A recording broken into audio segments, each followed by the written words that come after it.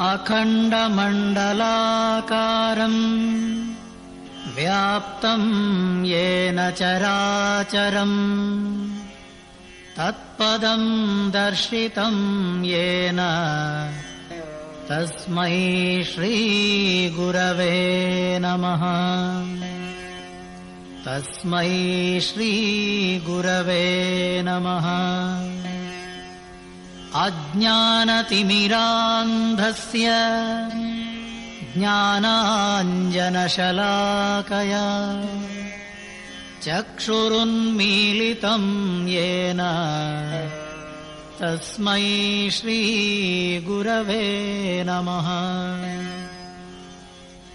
गुरुर्ब्रह्मा गुरुर्विष्णुः गुरुर्देवो महेश्वरः गुरुरेव परब्रह्म तस्मै श्रीगुरवे नमः। स्थावरम् जङ्गमम् व्याप्तम् यत्किञ्चित् सचराचरम् तत्पदम् दर्शितम् येन तस्मै श्रीगुरवे नमः। त्वमेव माता च पिता त्वमेव बन्धुश्च सखा त्वमेव विद्या द्रविणो त्वमेव विद्या द्रविणो त्वमेव सर्वं मम देवदेव त्वमेव सर्वं गुरुदेवदेव।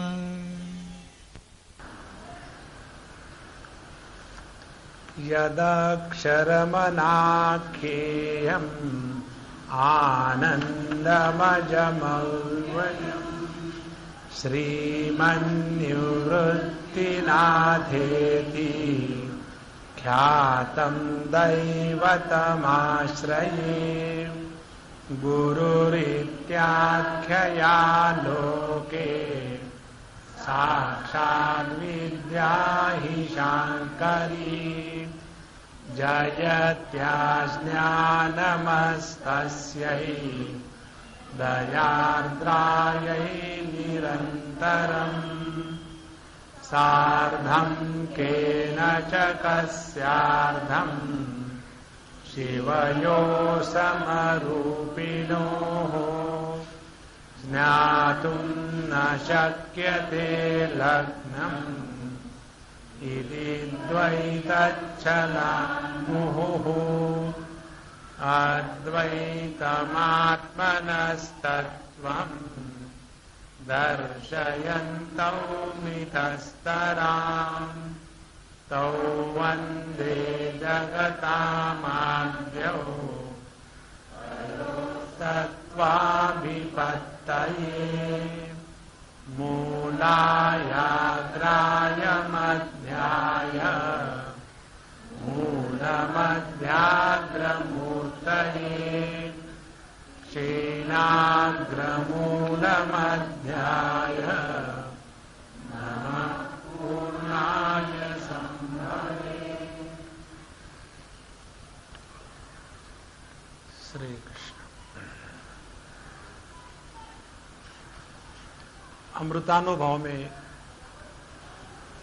मंगलाचरण के प्रथम 5 संस्कृत श्लोकों में पूर्ण अमृतानुभव इस ग्रंथ का विवेचन संक्षेप से दिया गया है। और इसका जो पहला श्लोक है मंगलाचरण का, उसमें जो तत्व का निर्देश हुआ है उस तत्व के निर्देश की व्याख्या अमृतानुभव के प्रथम अध्याय में पूरी प्रकार से हो गई है।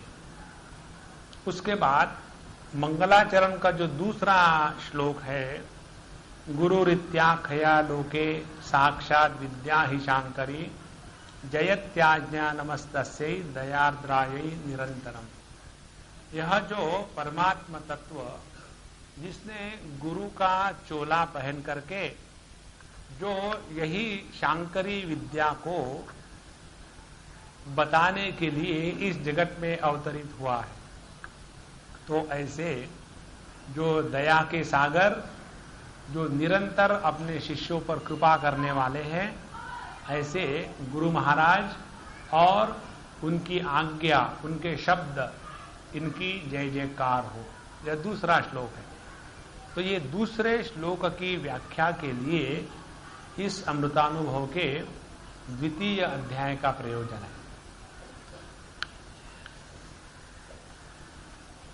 इस अध्याय में प्रवेश करने के पहले एक दो बातें समझ ले। जब व्यक्ति इस जगत में रहते समय भगवान पर भरोसा रख करके चलता है, तब उसको कहते हैं कि ये भक्त है, भगत जी। और जब व्यक्ति इस जगत में रहते समय अपने गुरु पर भरोसा रख करके चलता है, तो उसको कहते हैं मुमुक्षु, साधक। और जो व्यक्ति ना तो ईश्वर पर भरोसा रखता है और ना तो गुरु पर भरोसा रखता है और अपने मन मर्जी से चलता है, उसको कहते हैं संसारी। तो इस जीवन में चलने के लिए किस आधार को हम पकड़ते हैं, उस आधार को लेकर के हम अपने आप को वर्गीकृत कर सकते हैं कि अब हम भगत है या मुमुक्षु साधक है या संसारी है। तो जिस व्यक्ति के जीवन में परमात्मा या गुरु या धर्म या शास्त्र के विचार, इसका कोई भी महत्व नहीं होता, वह व्यक्ति अति निम्न कोटि का, बहुत घटिया प्रकार का, पशुतुल्य। फिर हमारे सबके जीवन में कोई ना कोई कठिनाइयां, परेशानियां आती है, और वो आने के बाद फिर व्यक्ति हम भी अब भगवान पर विश्वास करने लगे हैं, ऐसा कह करके भगवान के ऊपर में ओब्लाइज करते हैं कि सी वी रिस्पेक्ट यू।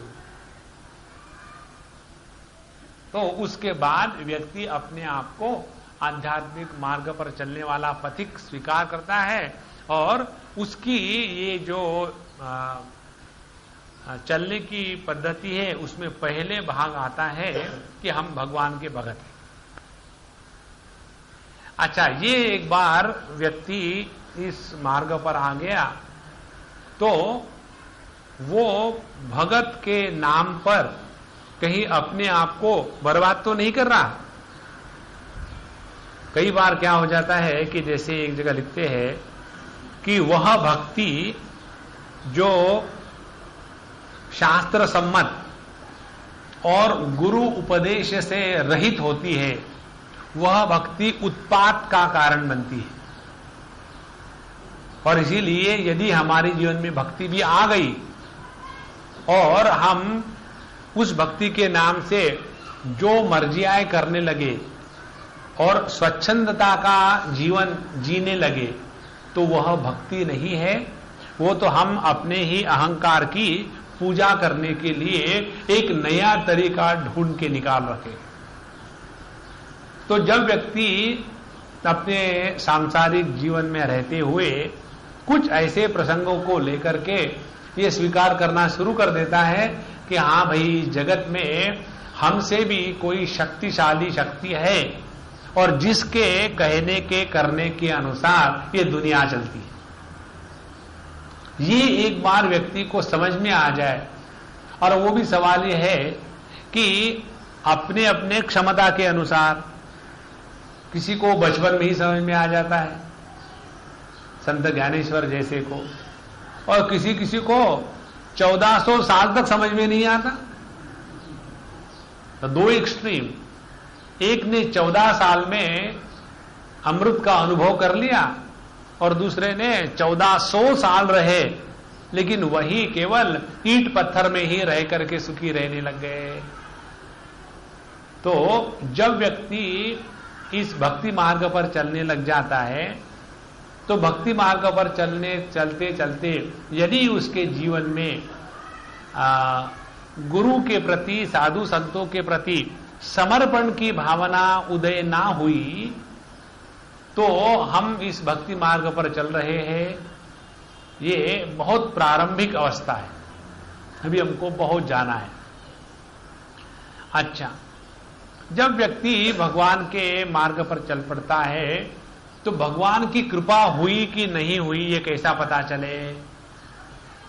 तो भगवान की कृपा होने के 2-3 तरीके हैं। एक कि ये व्यक्ति के समझ में आ जाता है कि प्रभु की इच्छा हो तो सब कुछ हो सकता है। खुदा मेहरबान तो गधा पहलवान।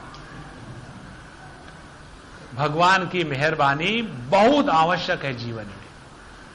और एक बार ये बात समझ में आ जावे कि परमात्मा की इच्छा और परमात्मा की शक्ति और परमात्मा का ज्ञान, इन तीनों के परे हम नहीं जा सकते।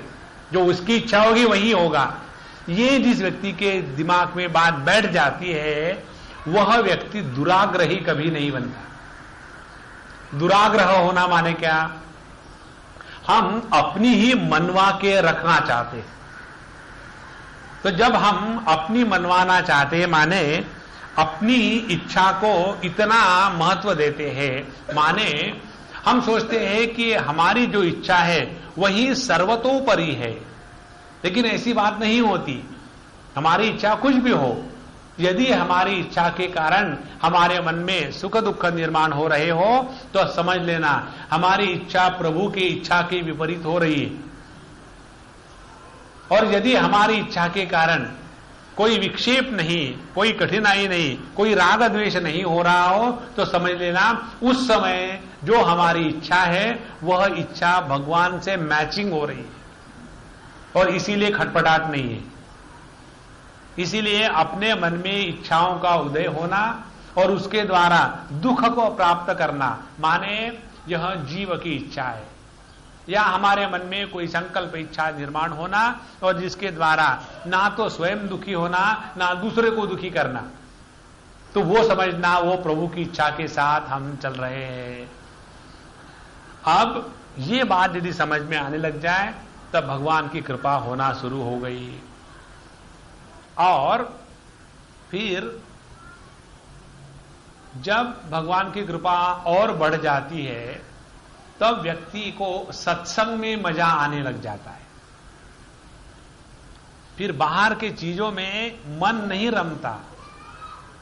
स्वाभाविक मन इस सत्संग के विचार में घंटों आराम से रह सकता है।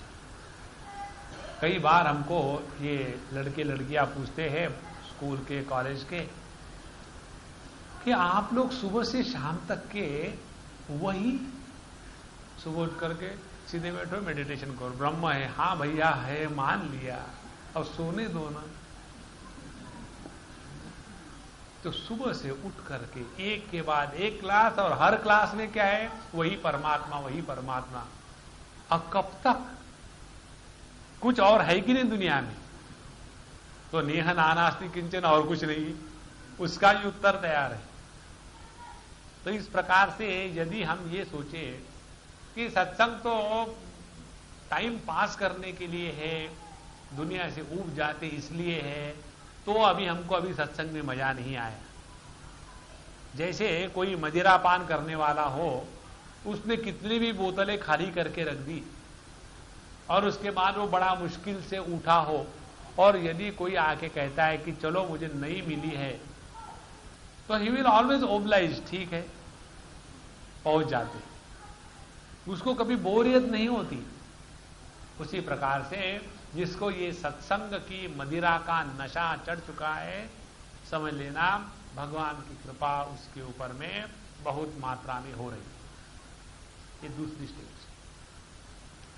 अब ये स्टेज और जब आगे बढ़ जाती है भगवान की कृपा की, तो तीसरी स्टेज ये आ जाती है कि हमारे, जरा ध्यान से सुनना संतो, हमारे अंतःकरण में सत्संग सुनते सुनते सुनते सुनते किसी भी महात्मा के प्रति गुरु बुद्धि निर्माण हो जाती। और इसमें विशेषता यह है कि प्रारंभिक अवस्था में ये शिष्य के अधिकार क्षेत्र की बात है कि वो किसको गुरु स्वीकार करे या ना करे। यदि गुरु भले कहे कि I don't accept you as my disciple, तो this freedom is not for the guru. ये तो शिष्य का अधिकार क्षेत्र है। यदि हमने किसी को गुरु मान लिया, स्वीकार कर लिया, तो उस गुरु की क्या मजाल है कि हमारे गुरु ना बने। क्योंकि किसी को गुरु जब हम स्वीकार करते हैं तो ये तो हमारी भावना है ना। कोई दूसरा कहे कि नहीं तुम मुझे गुरु मानो, और हम कहेंगे हम नहीं मानते, अब क्या करोगे, भले आप महागुरु हो। इसीलिए इस गुरु शिष्य के नाते में पहली स्टेप जो होती है उसमें शिष्य का आदर होता है, गुरु का नहीं होता। और जब वह गुरु महाराज धीरे धीरे उस शिष्य की क्षमता, उसका समर्पण, उसकी पवित्रता, उसका आध्यात्मिक झुकाव और उसकी समर्पण की जो इच्छा है, इन सबको लेकर के खूब परख लेते हैं, तब कहीं जाकर के वो उस शिष्य को अपना शिष्य स्वीकार करते हैं। तो जैसे महाराष्ट्रीय संत लोग कहते हैं ना कि यदि हम एक मटका खरीदने जाए तो ठोक पीट कर लेते हैं। तो जब हमने दुनिया भर के सत्संग सुनते रहे, कितने महात्मा आके चले गए, इतने में से एक आध में हमारी गुरु बुद्धि हो गई और फिर हम उनको स्वीकार करना शुरू किए। तो जब हम गुरु को स्वीकार करने के लिए हजारों महात्मा की कोटेशंस लिस्ट देखते हैं, और महात्मा जब किसी को अपना शिष्य स्वीकार करे तो वो बिना ठोक पीट के लेगा। इस प्रकार से जब गुरु और शिष्य इन दोनों की वेवलेंथ एक हो जाती है, तब जो भाव है वो भाव इस द्वितीय अध्याय का विषय है। अमृतानुभव में यह जो द्वितीय अध्याय है इसको कहते हैं सद्गुरु स्तवन। सद्गुरु स्तवन माने सद्गुरु जी की स्तुति करना। अब इस स्तुति के द्वारा क्या लाभ होता है इसको समझ लें, फिर हम मुख्य ओवियो में प्रवेश करेंगे। हम उसी प्रकार की दवाई ले सकते हैं कि जिस प्रकार का रोग हो। यदि स्थूल शरीर का रोग हो, समझो कट गया है बाहर से या कुछ चोट आ गई है, खून बह रहा है, तो उसके लिए दवाई भी उसी प्रकार की लगेगी। बाहर से उसको कुछ मलम पट्टी करेंगे, बैंडेज बांधेंगे वगैरह वगैरह। और यदि कुछ रोग ऐसा है कि जो अंदर है तो उस प्रकार का उसका दवाई मलम पट्टी इत्यादि होगी। यदि रोग मानसिक स्तर पर हो तो हम लोग सर्जन के पास नहीं जाएंगे, हम लोग जाएंगे दूसरे मानसिक के पास जिसको डॉक्टर कहते हैं। Psychiatrist is essentially a psychological case. Otherwise, why leaving the healthy minds in the world, he is only interested in the unhealthy minds. Isn't it? जो व्यक्ति इस दुनिया में सौंदर्य को छोड़ करके कुरूपता के पीछे दौड़ता है, जो व्यक्ति इस दुनिया में हेल्दी लोगों को छोड़ करके अनहेल्दी लोगों के पीछे लगता है, वो कैसे हेल्दी हो सकता है? तो यदि कोई मानसिक समस्या हो तो मानसिक डॉक्टर के पास जाएंगे। यदि हमको किसी ने कुछ कहा और उस शब्द के प्रहार के कारण कुछ चोट आई है, तो शब्द के प्रहार की चोट शब्द के मलम द्वारा ही ठीक हो सकती है, बाकी किसी के द्वारा नहीं हो सकती। किसी का यदि हमने अपमान कर दिया तो ये शब्द की चोट आई, तो उसको दवाई शब्द के द्वारा ही है, भाई हमसे गलती हो गई माफ कर देना, बस वो चोट मिट गई। और इसीलिए जब हमारे परीक्षित महाराज को शाप मिला था कि 7 दिन के बाद आपका हरिओम होने वाला है, तो उस दिन 7 दिन हो गए और वो समाप्त हो जाएंगे। तो ये जो शाप था, ये उनके ऊपर जो अस्त्र छोड़ा था, ये ना तो ब्रह्मास्त्र था,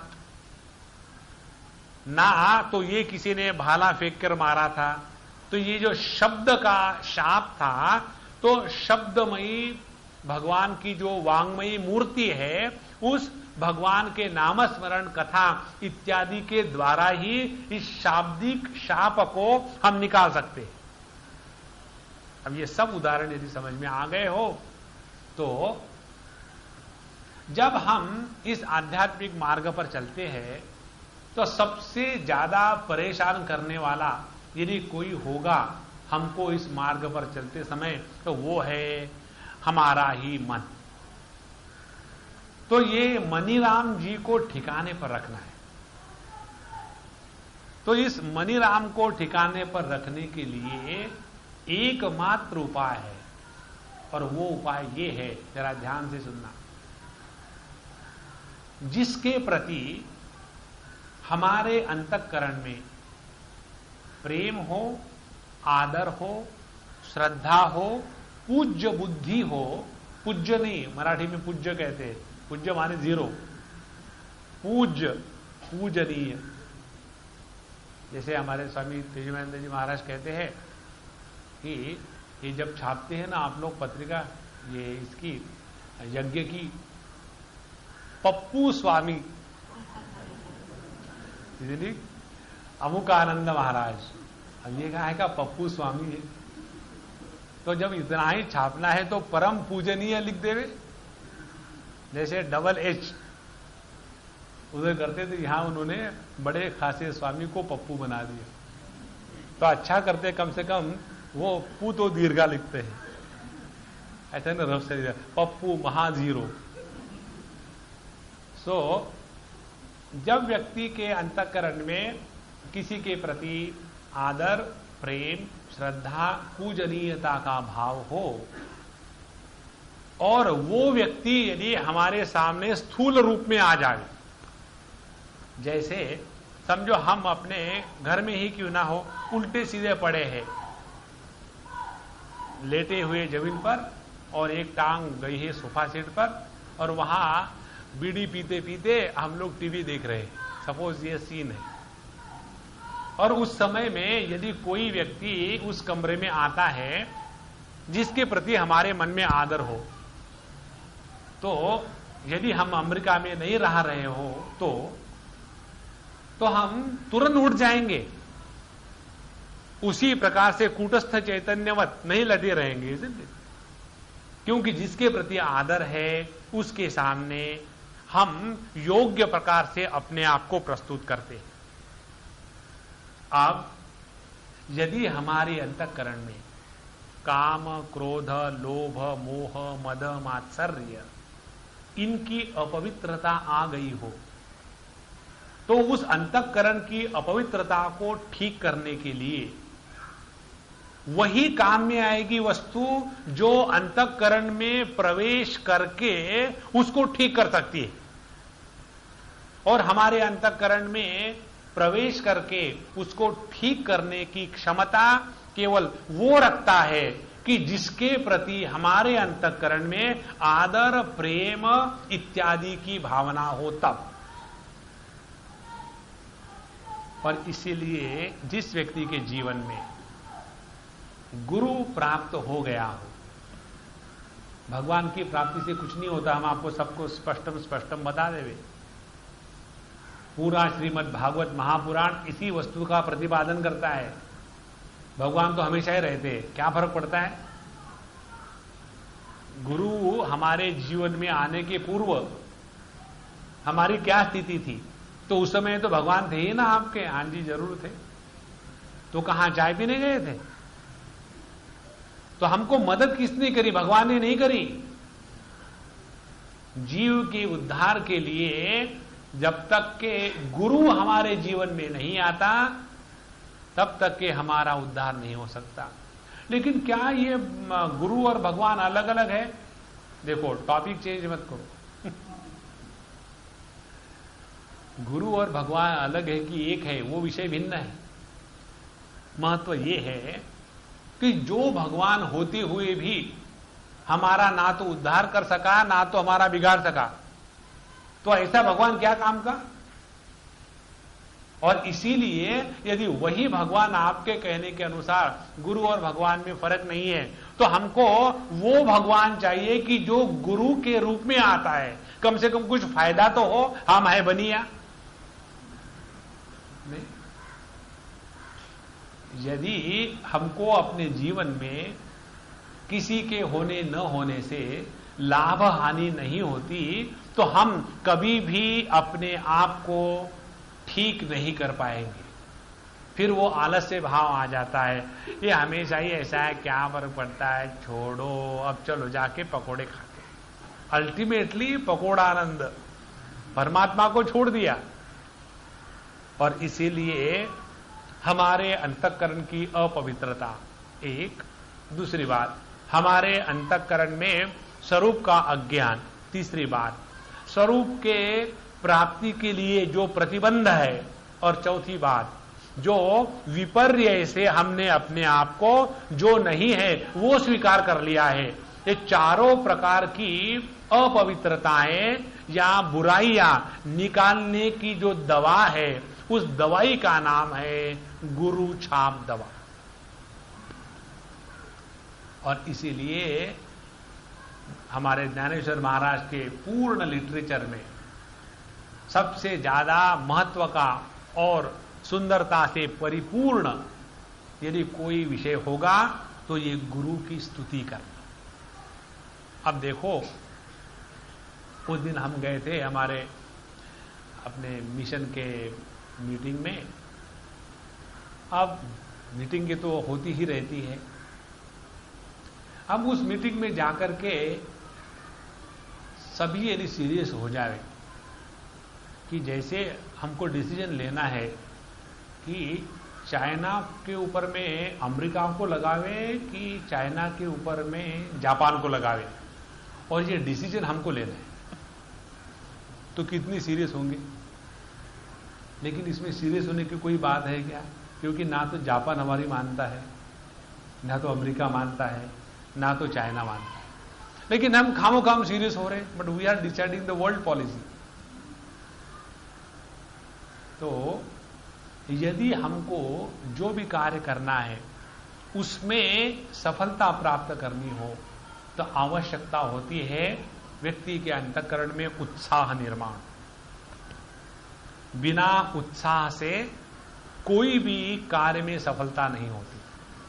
और यदि हम लोग चिन्मय मिशन के, यदि हम लोगों के अंतःकरण में अपने राग द्वेष, अपनी कमियां, अच्छाइयां, बुराइयां, इन सबको निकाल करके इस पूज्य स्वामी जी के कार्य को आगे बढ़ाने के लिए लगना है, तो क्या करना पड़ेगा? हृदय में उत्साह का वातावरण निर्माण करना पड़ेगा। और यदि उत्साह का वातावरण निर्माण करना हो, लेकिन हम जिसकी याद करते हैं कि उनकी याद आने के बाद नींद आती है, तो कभी उत्साह का वातावरण निर्माण होगा?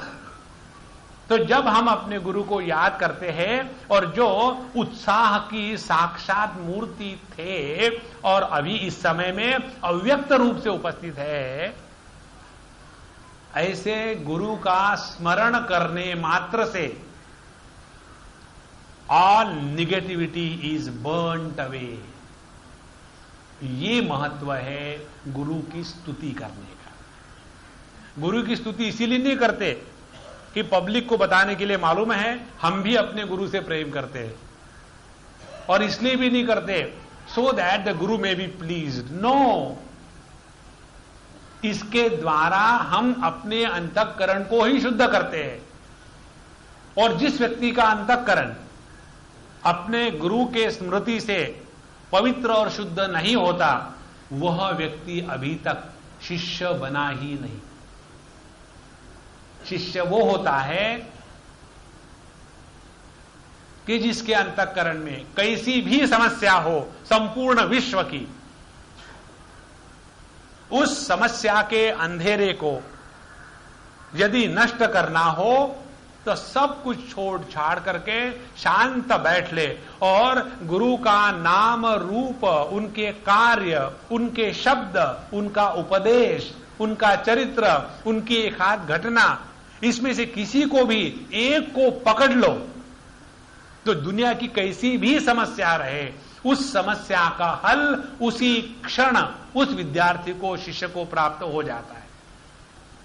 और इसीलिए इस आध्यात्मिक क्षेत्र में जो चल पड़े हैं उनके अंतःकरण में ये भाव जागृत होना आवश्यक है। और इसीलिए यहां संत ज्ञानेश्वर महाराज इस द्वितीय अध्याय में गुरु की वंदना करते हैं। अब इस वंदना के द्वारा हम किस प्रकार का लाभ लेवे, इसके बारे में दो चार बातें देख ले, फिर आगे जाएंगे। यदि हम अपने गुरु का स्मरण इस प्रकार से करते हैं कि वो स्मरण करने के बाद उनके बारे में मन में शंका निर्माण होवे। देखो, स्मरण करने के भी प्रकार होते हैं। Actually, I like my Guru, but I didn't like that thing, अपने गुरु में एक बार भी, एक क्षण के लिए भी और मजाक में भी कोई गलती नजर में आई तो समझ लेना अभी मटका कच्चा है, अभी इसमें रुकेगा नहीं ब्रह्म ज्ञान। जैसा कहते हैं ना कि शेर का जो दूध होता है वो केवल सुवर्ण पात्र में ही रहता है, बाकी किसी भी पात्र में उस दूध को रखो तो वो पात्र फट जाता है। उसी प्रकार से वह अंतःकरण जिसमें गुरु के प्रति इतना समर्पण का भाव है कि उनमें कुछ भी हो, केवल उनमें परमात्मा का ही दर्शन होवे, तब कहीं हमारी गुरु भक्ति पक्की है। इसके बारे में एक बहुत सुंदर ग्रंथ है, प्रभु की इच्छा हुई तो लेंगे कभी। वो ग्रंथ का नाम है त्रिपुरा रहस्य। और इस त्रिपुरा रहस्य ग्रंथ पर भगवान रमण महर्षि के बहुत ही सुंदर विचार है। और इस त्रिपुरा रहस्य में आता है एक कथा के रूप में कि भगवान दत्तात्रेय जी जब अपने शिष्य को उपदेश करने के बाद बताए कि मैं वहां जा रहा हूं, वहां तुम आ जाना। और वो तो महायोगी थे और वहां से 2 क्षण में गायब। और ये अपना शिष्य, ये ट्रेन का रिजर्वेशन, उसका रिजर्वेशन, इसका धक्का, उसका धक्का करके वहां पहुंच गया। और गुरु महाराज वहां पहुंचे ही है। और जब ये शिष्य वहां पहुंचा तो देखता है कि गुरु महाराज आराम से पड़े हुए हैं और चारों तरफ उनकी सुंदर सुंदर स्त्रियां, लड़कियां, और ये भोग में मस्त मदिरापान इत्यादि चल रहा है। और उस समय ये शिष्य पहुंचते हैं वहां। और पहुंचने के बाद, अच्छा तुम आ गए, थोड़ी देर बाहर बैठ लेना, हम जरा बिजी है। उस समय में देखो, जब तक के हम अपने अंतःकरण में इतनी पवित्रता निर्माण नहीं कर पाते, तब तक के अभी अपनी गुरु भक्ति पूरी नहीं हुई। और जिसके अंतःकरण में यह स्थिति आ गई है कि जहां गुरु का स्मरण किया, जहां हमारे अंतःकरण में अपने गुरु महाराज का रूप, रंग, आकार, उनका व्यक्तित्व, उनका चरित्र, उसको जहां हमारे अंतःकरण ने धारण कर लिया और वैसा टिका रहा, तो समझ लेना अपने अंतःकरण में, मन में अभी छेद नहीं हुआ है। नहीं तो होली मटके में ऊपर से कितना भी पानी डालो बह जाएगा। इस प्रकार से जो अंतःकरण गुरु का नाम, रूप, चरित्र, शब्द इत्यादि को बहुत समय तक धारण कर सकता है, वही साधक, वही शिष्य गुरु के प्रति समर्पित है। और ऐसे शिष्य के लिए गुरु क्या है, ये बात अब ये प्रथम ओवी में बता। तो प्रथम ओवी को पहुंचने के पहले इतना विचार करना आवश्यक है। श्री कृष्ण।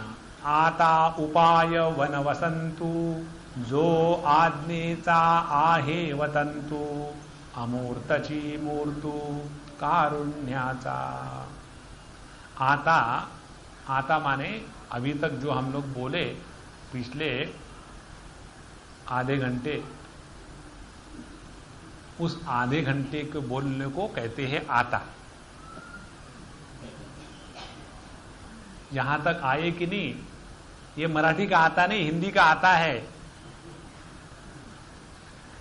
यहां तक आ गए जी? हां आ गए, ठीक है।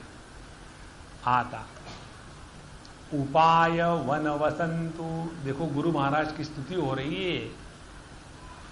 उपाय वन वसंतु, जो आध्यात्मिक मार्ग पर चलने के जो उपाय है। देखो ये उपाय शब्द हमने पढ़ा है प्रास्ताविक भाग में, 4 उपाय है ना। कौन से है जरा गणित करो। एक है अनुपाय, एक है शांभवोपाय, एक है शाक्तोपाय और चौथा है अन्वोपाय। तो ये 4 उपाय है और वही शब्द भगवान ज्ञानेश्वर महाराज उपयोग में ला रहे। आता उपाय वन वसंतु, और ये उपाय आध्यात्मिक मार्ग पर चलने के उपाय जो है, ये कैसे है? ये जंगल का जंगल है। जब कोई व्यक्ति जंगल में रहे तो जब तक के कोई योग्य प्रकार का मार्गदर्शक ना हो तो उसी में हम फंस जाएंगे। तो यदि हम अपने जीवन में साधना करना माने इन उपायों को स्वीकार करना, और इसीलिए हम अपने मर्जी से साधना करने लग जाएंगे, तो आप कितने भी जिंदगी भर कुछ भी साधना करते रहो, उससे कुछ फर्क पड़ने वाला नहीं। ये बात बहुत आवश्यक है समझना। हमारी साधना क्या होवे, इसका निर्णय हमेशा गुरु महाराज लेते हैं, हम स्वयं कभी नहीं लेते। यदि हम अपनी साधना अपने मर्जी से करें तो गुरु को क्या डेकोरेशन पीस के लिए बनाया है? ये तो ऐसे ही है ना कि हम लोग डॉक्टर के पास जाते हैं और डॉक्टर को कहते हैं, डॉक्टर साहब वो मुझे टाइलेनॉल सूट होती है उसको दे दो। अरे जब डॉक्टर के पास गए हैं तो उन्होंने जो बताया वही तो करना है। उसी प्रकार से यदि हमने किसी को गुरु स्वीकार किया तो हमको अपने जीवन में साधना करनी माने क्या करना है, इसका 100% निर्णय गुरु ही करता है, साधक नहीं करता। कारण क्या है? कारण क्या है कि उपाय वन। देखो कोई भी व्यक्ति चाहता है कि मुझे सबसे बेस्ट जो चीज है वो मिले, और उसमें कोई गलत नहीं। लेकिन सवाल ये है कि क्या हम उसके अधिकारी बने या ना बने। यदि अनधिकार रूप से किसी चीज को स्वीकार करेंगे तो अधिकार न होने के कारण उसी वस्तु के द्वारा हम अपना सत्यानाश कर लेंगे। जैसे छोटे बच्चे के लिए ये ज्ञान नहीं है कि वो पिस्टल के साथ, जो असली पिस्टल है उसके साथ ना खेले। लेकिन यदि कोई बच्चा कहे कि हम तो बड़े बाप के बड़े बेटे हैं, पिस्टल लेके खेलने बैठे, और यदि वो अनधिकार रूप से उस पिस्टल को ले ले तो उसके द्वारा वो अपना ही सत्यानाश करेगा या दूसरे का करेगा। उसके द्वारा वो ना तो खेल पाएगा ना तो अपना मन रिझाएगा। इसीलिए जो भी हम साधना करते हैं, चाहे भगवान का नाम लेना हो, चाहे मालाएं फिरानी हो, चाहे मंदिर में जाना हो, चाहे शास्त्रों का अध्ययन करना हो, चाहे कोई उपासना करनी हो, चाहे कोई अनुष्ठान करना हो, इसके बारे में निर्णय लेने का अधिकार केवल गुरु का होता है, शिष्य का नहीं होता। इसके बारे में मैं आपको बताए होंगे, शायद एक बार फिर सुन लो। हमारे दिमाग में एक बार कीड़ा घुस गया था कि हमको गायत्री का अनुष्ठान करना है। अब जब कोई कीड़ा घुस जाता है तो वो आपको शांत नहीं बैठने देगा। जैसे दिमाग में कीड़ा घुस जाता है कि अब लड़की बड़ी हो गई है, अब इसके लिए लड़का ढूंढना चाहिए। अच्छे खासे बैठे थे, लड़की भी सुखी है, हम भी सुखी है, अब ये कीड़ा घुस गया। अब उसके बाद देखो, जब तक के उस लड़की को परेशान करके छोड़ेंगे नहीं, तब तक के दोनों माता पिता कभी भी सुखी नहीं होंगे, क्योंकि वो कीड़ा अंदर घुस गया है। उसी प्रकार से हमारे दिमाग में कीड़ा घुस गया था कि अब हमको गायत्री का अनुष्ठान करना है। अब काहे को करना है, क्यों करना है, नहीं, आ गया मन में, गायत्री का अनुष्ठान करना चाहिए। और देखो, भगवान की लीला ये सुंदर ऐसी होती है। तो उन दिनों में गुरुदेव अपने दिल्ली में थे और हम कहीं से कहीं जा रहे थे, तो बीच में दिल्ली में एक दिन रुके। तो जब पता चला कि स्वामी जी वहीं हैं तो हम उनको मिलने पहुंचे। तो ऐसा कुछ बढ़िया रहा कि कोई भी था नहीं उनके बगल में बैठा हुआ, तो हमको बड़ी खुशी हुई। एक आध बार तो अकेले में मिले, तो हम अपना फिर खूब हाँकने लगे कि स्वामी जी हम गायत्री का अनुष्ठान करना चाहें। तो उन्होंने कहा चुप, कोई जरूरत नहीं। तो मान लेना चाहिए, लेकिन ज्ञानी है ना स्वामी जी। लेकिन ये सभी लोग कहते हैं कि भगवान कृष्ण का अनुष्ठान करने के पहले गायत्री का करना जरूरी है। माने उनको मालूम नहीं ना, इसलिए हम बता रहे। देखो कैसे है। और उसके बाद फिर वो एकदम अपना टोन बदल दिए, सब बदल दिए एक क्षण। बोले हाँ हाँ बहुत जरूरी करना है और करो। और फिर हमको आ गया जोश। स्वामी जी कलकत्ते में रहने के बजाय, उन दिनों में हम कलकत्ते में थे, हो सकता हमारे मन में वहां से भागने का कहीं सुप्त भाव होगा और इसीलिए मन ने ये प्रक्रिया योजना बनाई होगी, या हमको थोड़ी समझ में आती है। हम तो अपने मन के प्रत्येक वृत्ति को समर्थन ही करेंगे ना, उसको गलत करके त्याग थोड़ी करेंगे।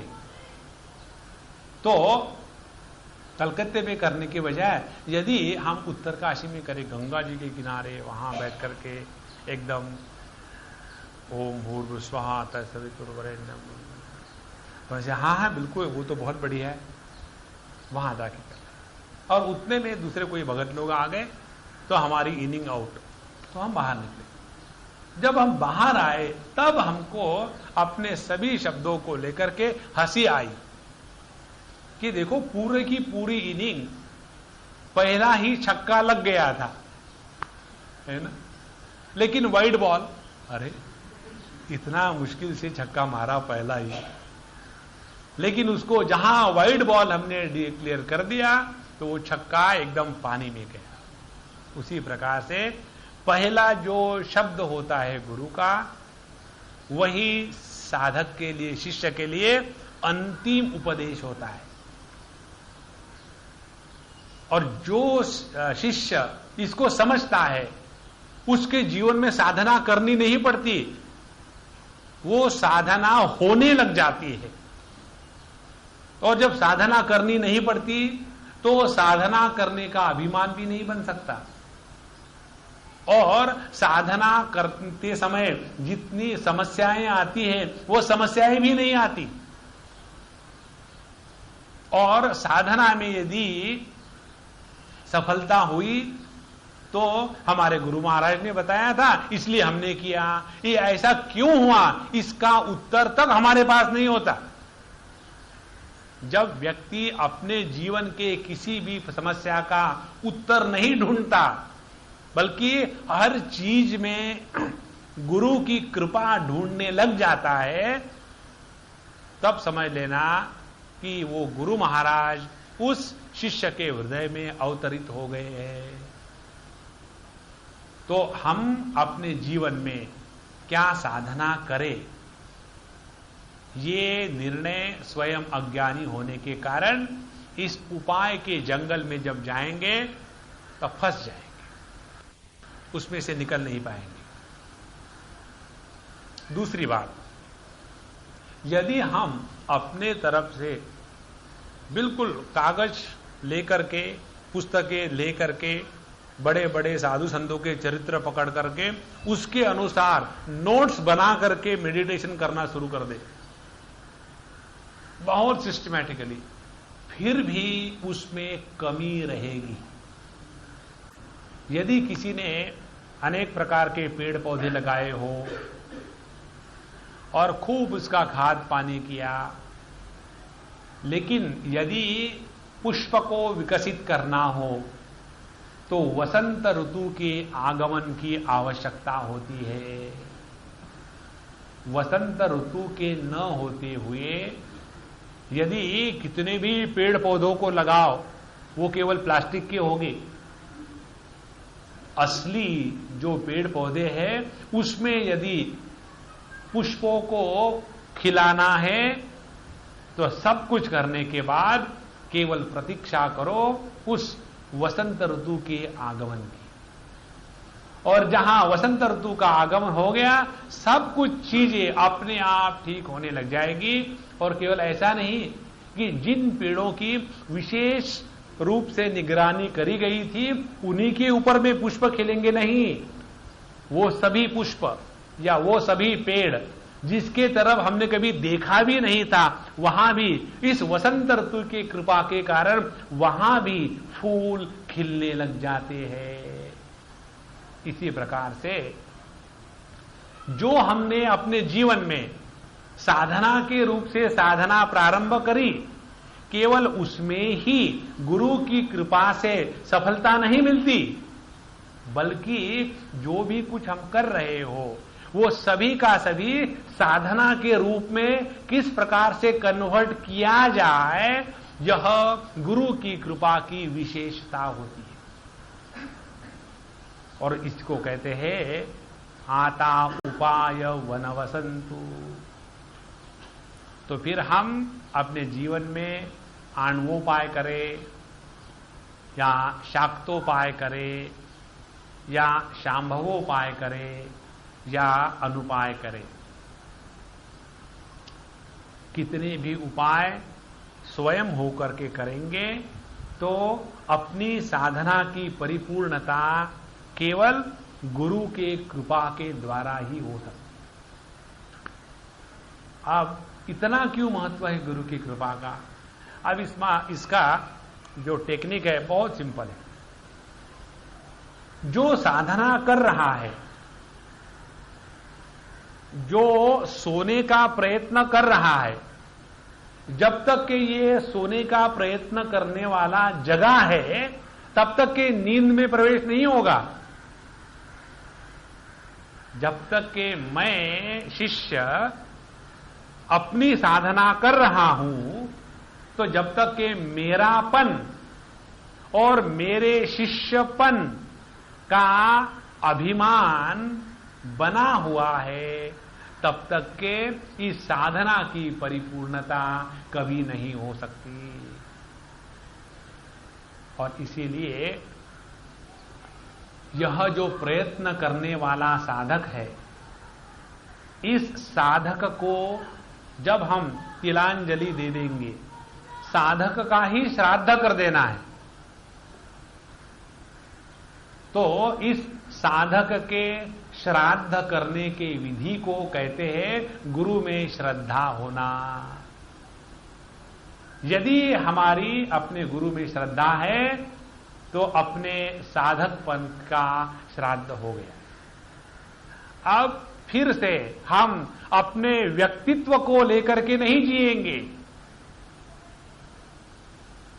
जो गुरु के शब्द है, जो उनकी आज्ञा है, जो उनके साधना के बारे में विचार है, और यदि कुछ भी नहीं बताया तो चुप रहे। इस प्रकार से जिस व्यक्ति के जीवन में गुरु का आगमन वसंत ऋतु के जैसा हो जाता है, और वसंत ऋतु स्विच ऑन करने से नहीं आता, योग्य समय पर ही आता है। उसी प्रकार से हमारे साधना के क्षेत्र में जब योग्य समय आ जाता है, तब उस गुरु की कृपा अपने आप उदयोन्मुख होने लग जाती है।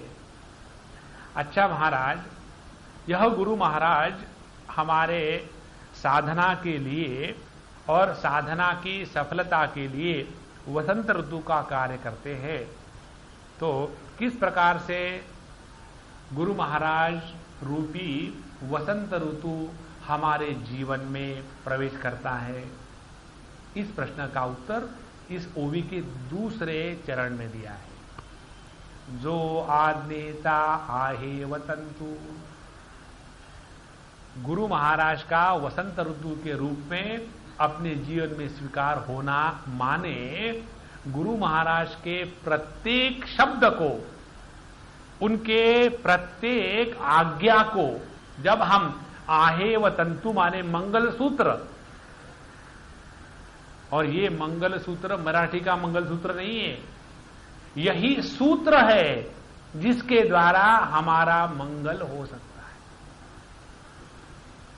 जब एक सौभाग्यवती स्त्री मंगल सूत्र रखती है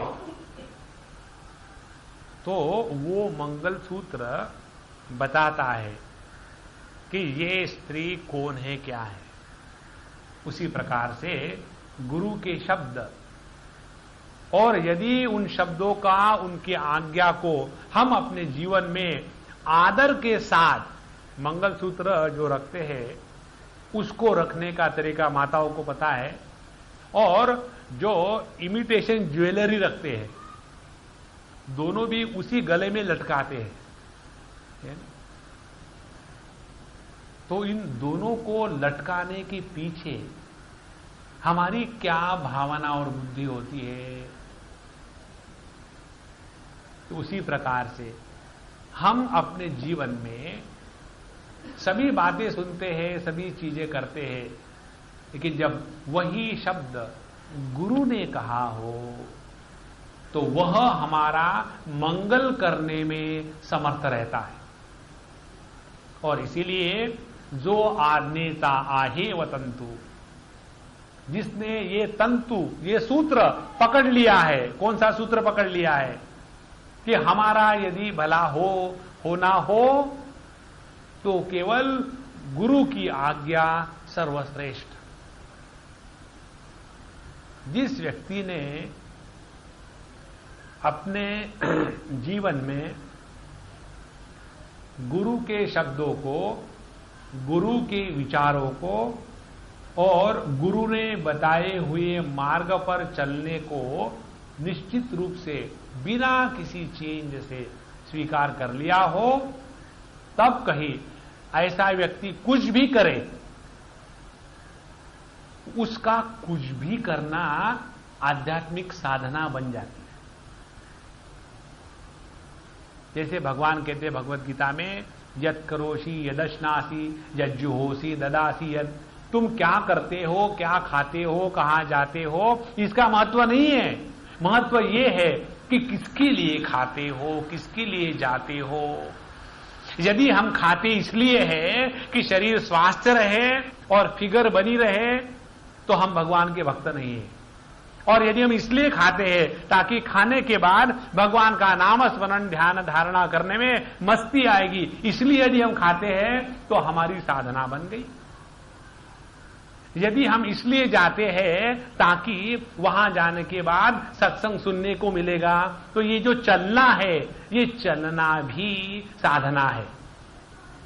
और यदि हम इसलिए जाते हैं कि घर में कट कट कट सुबह से शाम तक चलती रहती है, बोर हो गए, इसलिए वहां चौपाटी में जाके बैठेंगे और दूसरों को सुनवाएंगे, तो वो फिर साधना नहीं हुई। इसी प्रकार से यदि कोई व्यक्ति इसको स्पष्ट रूप से अंतःकरण में स्वीकार कर ले कि यदि हमारे जीवन में अपना उद्धार होना हो तो एकमात्र आधार, और वो है अपने गुरु के शब्द। लेकिन स्वामी जी प्रॉब्लम ये है कि अभी तक गुरु मिला ही नहीं। भुलेश्वर में जाओ, वहां पुराने गुरुओं की दुकान है, पुराने कपड़ों की दुकान, पुराने बर्तनों की दुकान, वहां जाओ खरीद लेना, सेकंड हैंड मिल जाए। आता उपाय वन वसंतु, जो आद्रेता आहे वसंतु। तो जिसने अपने जीवन में इस गुरु की शब्द, गुरु की आज्ञा, इसका तंतु, इसका आधार, सूत्रे मणिगणा इव, जिस प्रकार से सूत्र सभी मणियों को इकट्ठा करके रखता है, उसी प्रकार से गुरु महाराज के शब्द, उनका बताया हुआ उपदेश, उन्होंने बताई हुई साधना, ये एक धागा बन जाता है। और उस धागे में हमारे जीवन का प्रत्येक अनुभव, उस धागे में हमारे जीवन के प्रत्येक अनुभव का विश्लेषण, ये बन जाते हैं सुंदर सुंदर पुष्प। और फिर उस पुष्पों की माला ही हमारे हृदय में या गले में डाल करके हम अपने जीवन की साधना को ठीक से चला सकते हैं। आता उपाय वन वसंतु, जो आज्ञेता आहे वतंतु, अमूर्तची मूर्तु। और तीसरी महत्व की बात, यदि हम गुरु को ढूंढने के लिए निकलेंगे, गुरु शॉपिंग, तो गारंटी ये है कि आपको कहीं भी गुरु नहीं मिलेगा। Because gurus are not for sale, for sale 50% discount, no. जिस गुरु के लिए हम ढूंढते रहेंगे, वो गुरु हमको कभी नहीं मिलेगा। ये बात सत्य है। गुरु स्वयं होकर के हमारे जीवन में आता है। यदि हम गुरु को ढूंढने के लिए निकलेंगे तो मालूम है क्या होगा? एक, हमारे पास गुरु के क्वालिफिकेशन की लिस्ट होगी, जिसकी दाढ़ी 6 इंच लंबी हो, जो चश्मा नहीं लगाता हो, है ना, और जो साफ सुथरे कपड़े पहनता हो, और जो नंगे पैर चलता हो। क्योंकि हमारे प्रत्येक के मन में गुरु के बारे में कोई ना कोई एक चित्र बना रहता है। जैसे आश्रम के बारे में हम सबके मन में चित्र होता है, और ये चित्र को हमारे स्वामी जी ने बिगाड़ दिया है। क्यों? कि उसका नाम ही आश्रम नहीं रखा, सांदीपनी साधनालय। तो हमको एक ने पूछा था उस दिन कि स्वामी जी ने अपने आश्रमों के नाम आश्रम क्यों नहीं रखे? तो उसका यही कारण है, आश्रम इस शब्द के साथ, जैसे गांधी टोपी इस शब्द के साथ, या खद्दर इस शब्द के साथ जो गद्दारी इकट्ठी हो गई है। तो उन दिनों में जब खद्दर निकली, तब खद्दर पहनने वाले के प्रति समाज का क्या दृष्टिकोण था। अब खद्दर भी वही है, पहनने वाले भी वही है, लेकिन इस खद्दर के ऊपर में इतनी गद्दारी इकट्ठी हो गई है कि कोई साधु संत भी यदि खद्दर पहने, मुझे एक ने खद्दर दी थी और मैं पहनता भी हूं कभी कभी।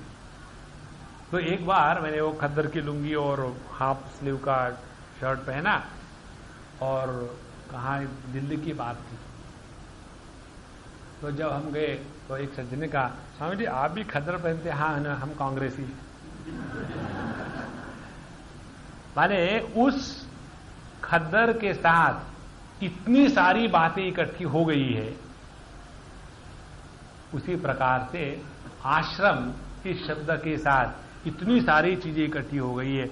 आश्रम माने पहुंच जाना, और भगवान का नाम हो रहा है, जब मर जाए तब उठना, जब मर जाए तब खाने के लिए पहुंचना, जो चाहिए किचन में जाकर के बनवा लेना, और नौकरों से सब काम करवा लेना। और क्या हम गए थे वहां आश्रम में, बड़ा अच्छा है जी, वहां बड़ी साफ सुथरी सफाई है, और घर आने के बाद जो काम घर में करते थे वही वहां किया और फिर घर आ गए। तो यह आश्रम शब्द के साथ ये जब सब अपवित्रता इकट्ठी हो गई है, इसलिए हमारे स्वामी जी ने उसका नाम रख दिया साधनालय। तो यहां यदि आते हो तो हर क्षण को साधना के रूप में बिताओ, और साधना करनी पड़ती है, साधना होती नहीं। जब साधना करते हैं तब गुरु की कृपा हासिल करने के लिए काबिल बनते हैं। जब गुरु की कृपा हासिल करने के लिए जब काबिल बनते हैं, उसके बाद साधना होने लग जाती है। तो साधनालय में जो हम आते हैं वो साधना कैसी करनी है सीखने के लिए।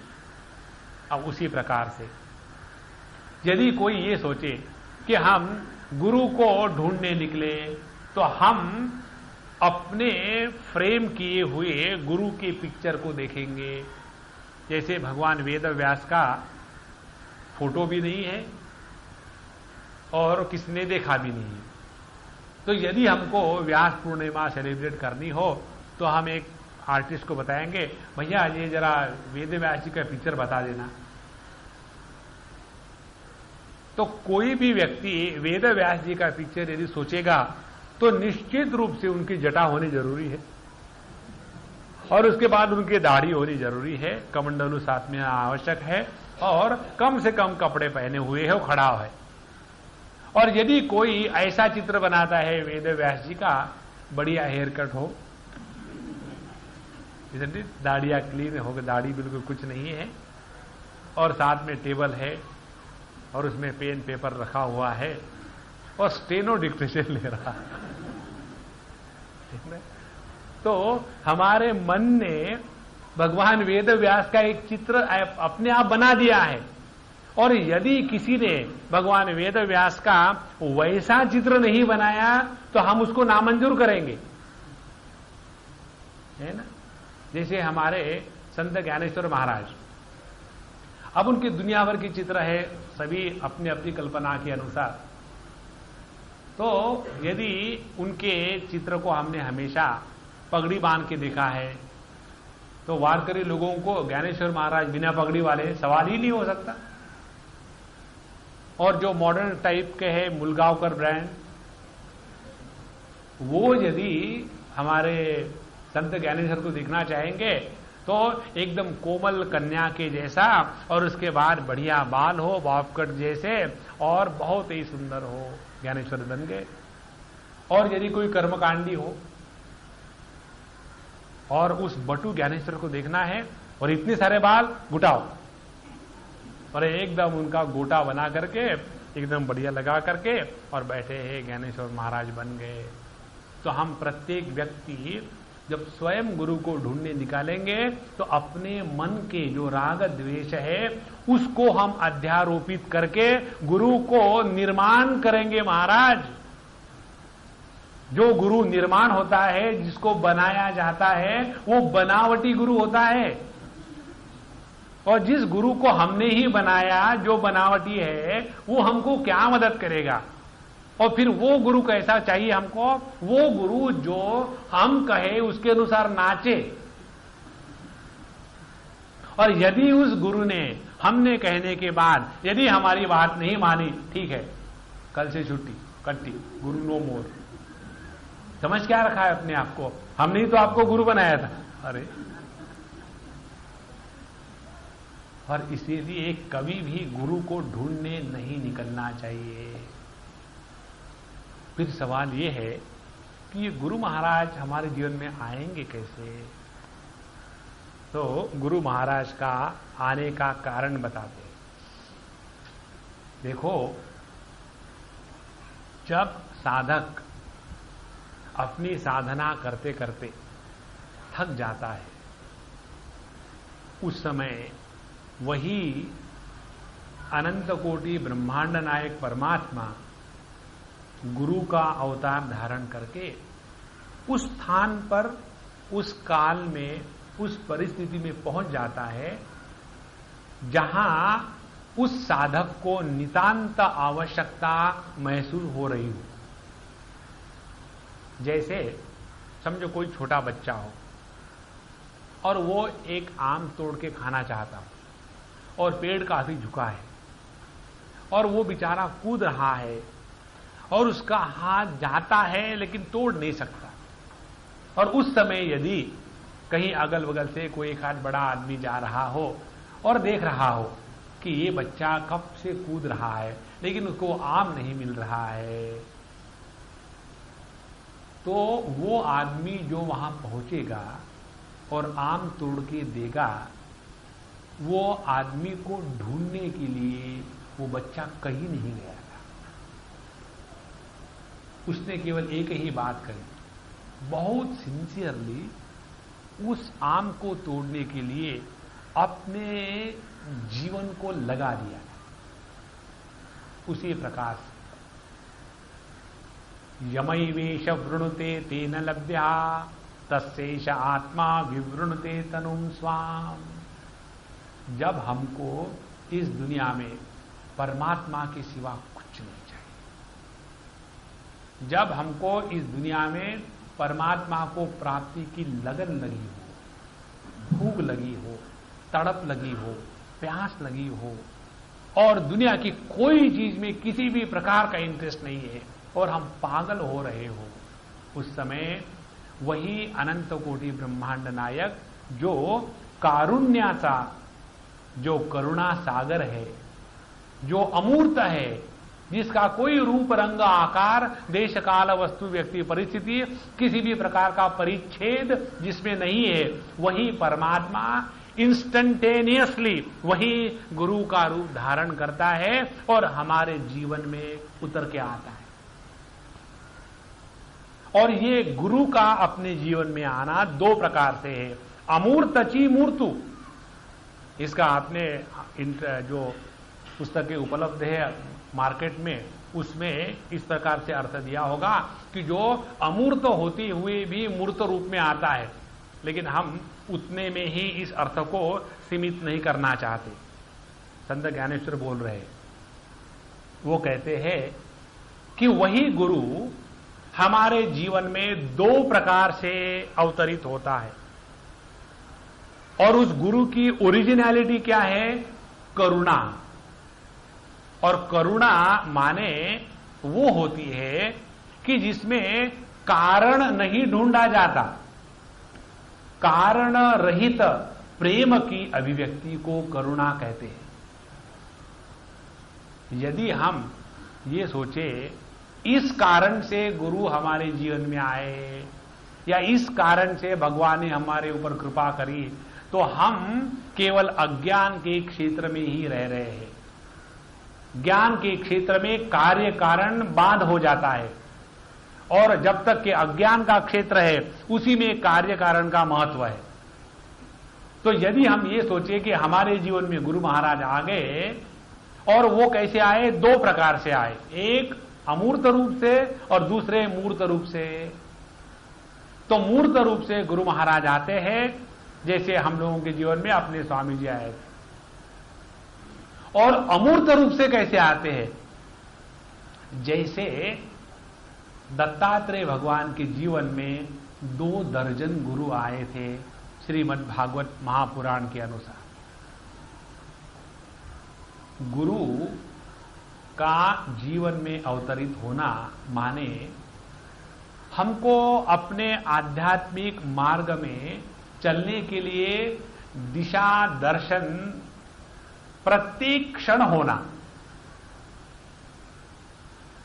तो यदि हम अपने आप को स्थूल शरीर समझ करके साधना कर रहे हैं, व्यक्ति समझ करके, तो ऐसे व्यक्तित्व युक्त अणु के लिए अण्वोपाय बताया है।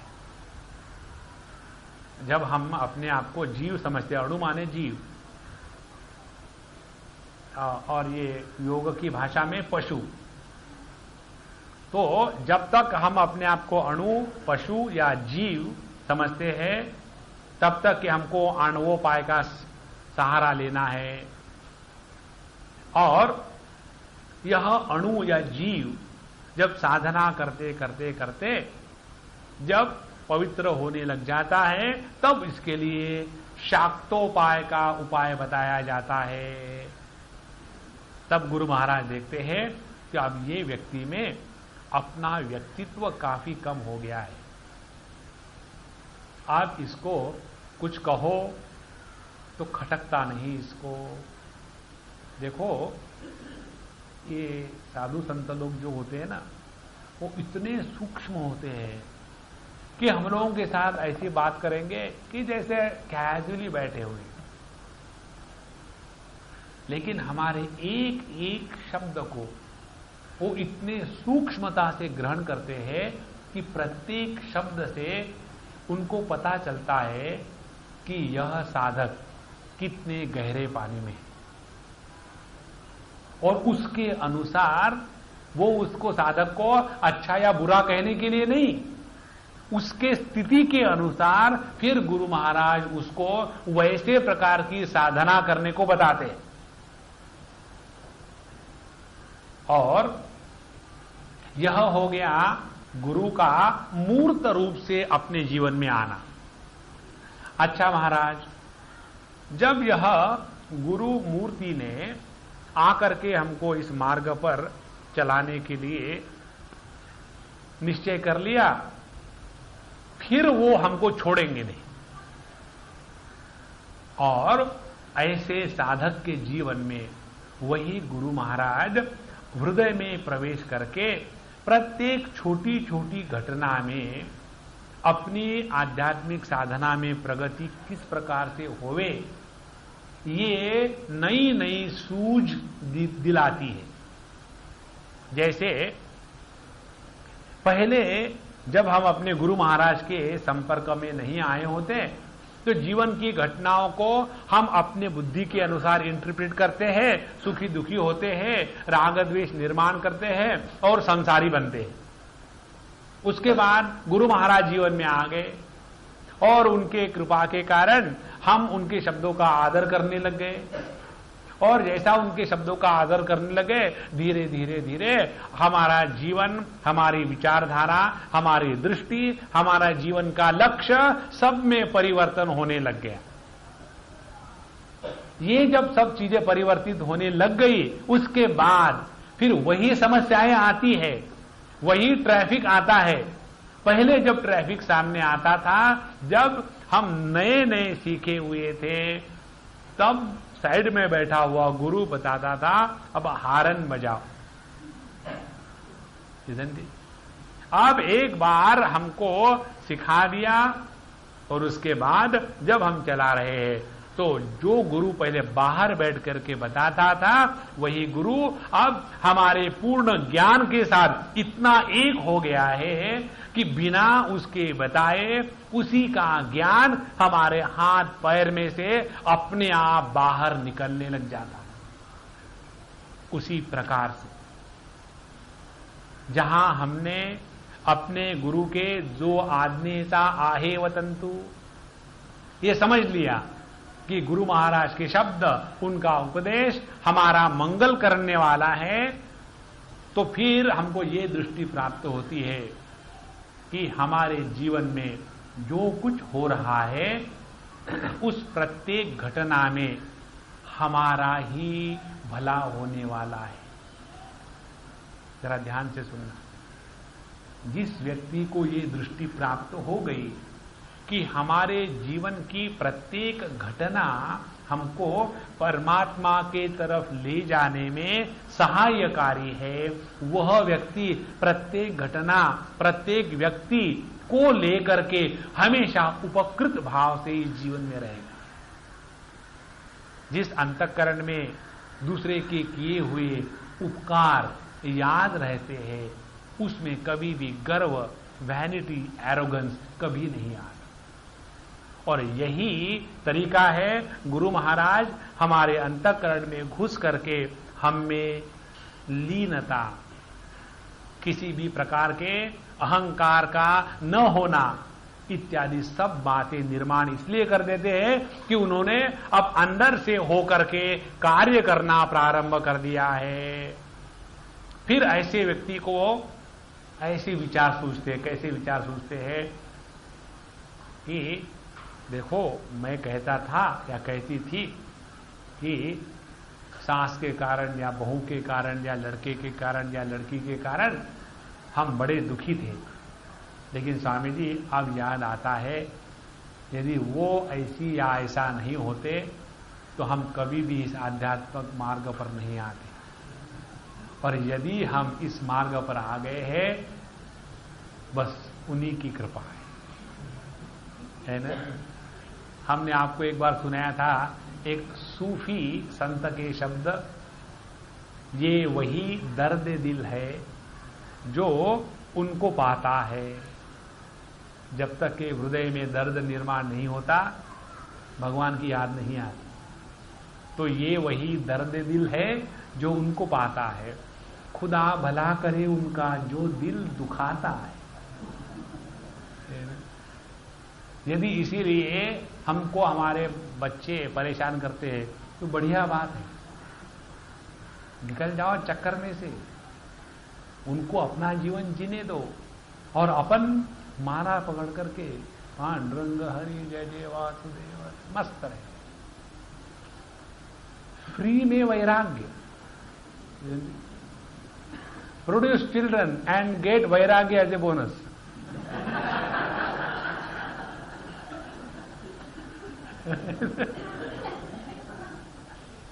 जिस व्यक्ति को संसार में रह करके वैराग्य प्राप्त नहीं होता उसका कारण यह है कि अंदर से गुरु महाराज ऑफ है।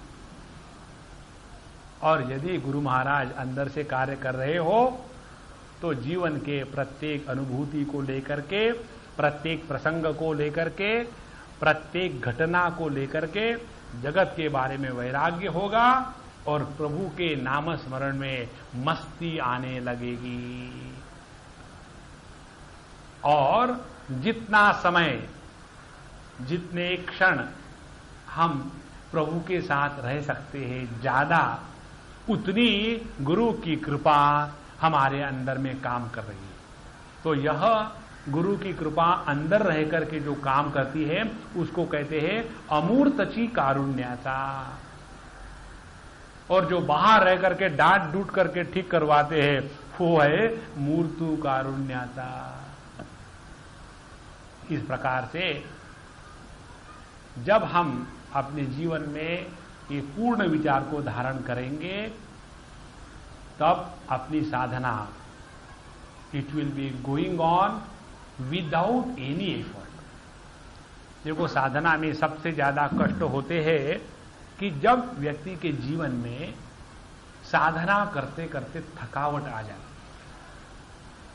जब व्यक्ति के जीवन में साधना करते करते संदेह निर्माण हो जाने लग जाते, जब व्यक्ति के जीवन में अपनी साधना ठीक चल रही है कि ठीक नहीं चल रही है, ऐसे अनेक समस्याएं बिना कारण से निकल आती है और इसी को लेकर के प्रत्येक साधक बहुत दुखी होता है।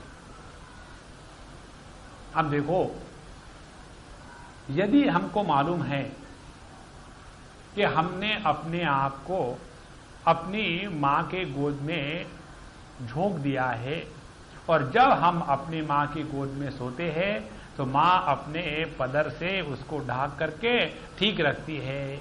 ये जब किसी बच्चे को मालूम है तो उसके बाद उसको गुड नाइट का विचार करने की जरूरत नहीं, मच्छर छाप का विचार करने की जरूरत नहीं है, किसी का विचार करने की जरूरत नहीं।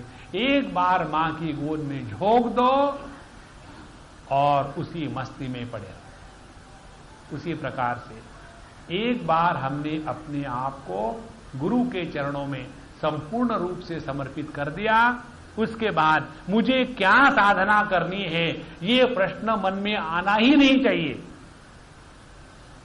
यदि ये प्रश्न मन में आता है कि पता नहीं मेरी साधना हो रही कि नहीं, तो इसका मतलब यही है कि हमने अपने गुरु के प्रति अभी समर्पण नहीं किया है, और इसीलिए ऐसे लगता है पता नहीं मेरे गुरु तो वहां रहते हैं लंदन में और मैं रहता हूं यहां, और उनको पता लग रहा होगा कि नहीं।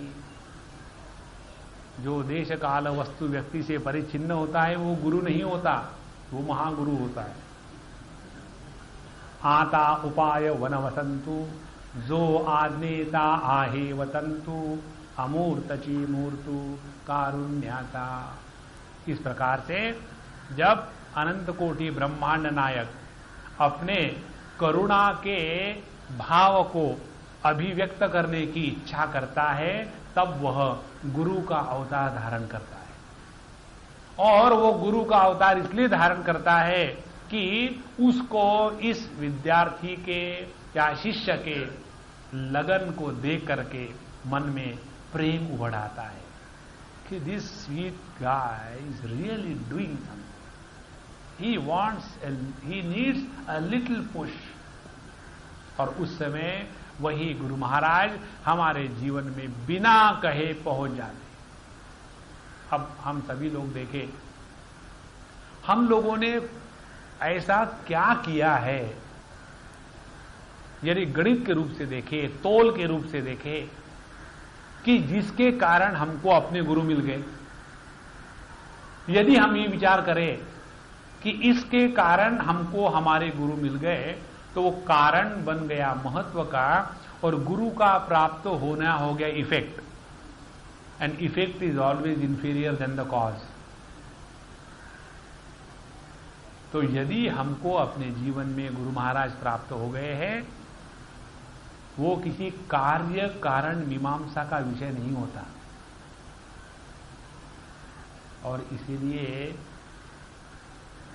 केवल एक ही विचार इस सब समस्या का हल कर सकता है, और वो कौन सा विचार है कि प्रभु के अंतःकरण में इस साधक के प्रति प्रेम का समुद्र उभड़ पड़ा, और उस समुद्र के ज्वार भाटे को कहते हैं गुरु महाराज का अवतरित होना। इस प्रकार से जो करुणा सागर है परमात्मा, जो अमूर्त रह करके साधक के जीवन में गुरु के रूप में अवतरित होता है, और जो मूर्ति धारण करके इस स्थूल जगत में स्थूल शरीर के साथ उस साधक के जैसे ही रहते हुए, उससे अपने आप को अलग न करते हुए योग्य प्रकार से मार्गदर्शन करता है, ऐसे गुरु महाराज हमारे वंदना के विषय है। अब ये जो गुरु महाराज है, इनकी स्तुति और आगे होती। अविद्येचे आडवे भुंजीत जीवपणाचे भवे, तया चैतन्याचे धावे कारुण्ये जोगी। अविद्येचे आडवे, यह जीव जो अविद्या रूपी, भिन्न भिन्न पाठ भेद है, उसे चक्कर में मत पड़ो। जो जीव इस अविद्या रूपी जंगल में फंसा हुआ है, और उसके कारण अपने आप को इस जंगल में एक भटकता हुआ व्यक्ति के जैसे दुखी होकर के भटक रहा है, तो तया चैतन्याचे धावे, और वो स्वयं चैतन्य स्वरूप होते हुए भी ऐसे भटक रहा है मानो अज्ञान की मूर्ति है। तो ऐसे चैतन्य स्वरूप जीव के लिए जो स्वयं दौड़ करके आता है उसको गुरु महाराज कहते हैं। देखो, निवृत्तिनाथ जी के जीवन को सब आप लोग जानते हो, सभी पढ़ते हो। निवृत्तिनाथ जी महाराज कहां गुरु को ढूंढने के लिए गए थे बताओ? जब जंगल में गए, तूफान आया, एक शेर आ गया और उनको उठा के ले गया और लेकर के गुरु महाराज के चरणों में पहुंचा दिया। ये तुम्हारा गुरु है, इंट्रोडक्शन करके खत्म। और उसके बाद हमारे ज्ञानेश्वर महाराज कौन से गुरु को ढूंढने के निकले? स्वयं निवृत्तिनाथ जी महाराज स्वयं पहुंचे उनके पास, सुनो मैं तुम्हारा गुरु। और इसीलिए गुरु हम सबके जीवन में स्वयं होकर के आते हैं, हमको कहीं गुरु को ढूंढने के लिए जाने की आवश्यकता नहीं। अब इसमें जो अविद्या का जंगल है उसमें जीव रूप में जो शुद्ध चैतन्य सुखी दुखी हो रहा है और इस जीव चैतन्य के सुख दुख से छुटकारा दिलाने के लिए जो शुद्ध चैतन्य किस प्रकार से गुरु का रूप लेकर के आता है, यह इसके बाद का विषय है। श्री कृष्ण, इसको हम कल देखेंगे अगले बार।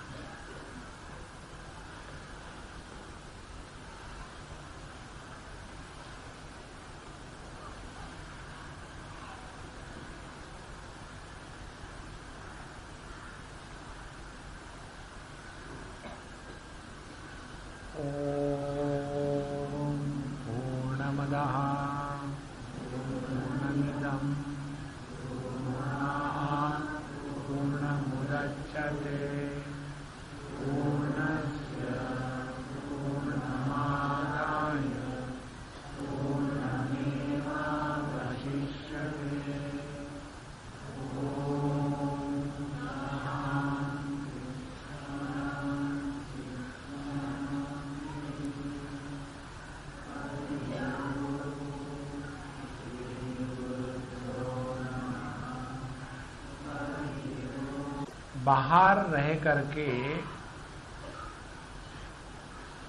सीख देने की क्षमता को मूर्त गुरु कहते हैं और अंतःकरण में रह करके सीखने की क्षमता को अमूर्त गुरु कहते हैं। जब हम अपने जीवन के प्रत्येक अनुभव से ऐसी कुछ बात सीखे कि जिसके द्वारा प्रभु के चरणों में समर्पित हो जावे, तो यह हमारे अंतःकरण की प्रभु के संदेश को ग्रहण करने की जो क्षमता है, उस क्षमता को अमूर्त गुरु कहते हैं।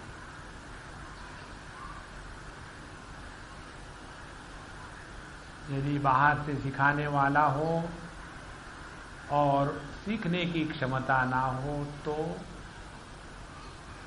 और यदि हम में सबसे कुछ ना कुछ सीखने की क्षमता हो, तो यह अमूर्त गुरु नित्य रूप से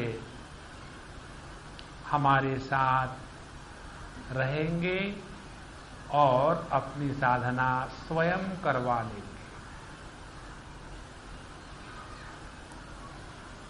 श्री कृष्ण श्री कृष्ण श्री कृष्ण।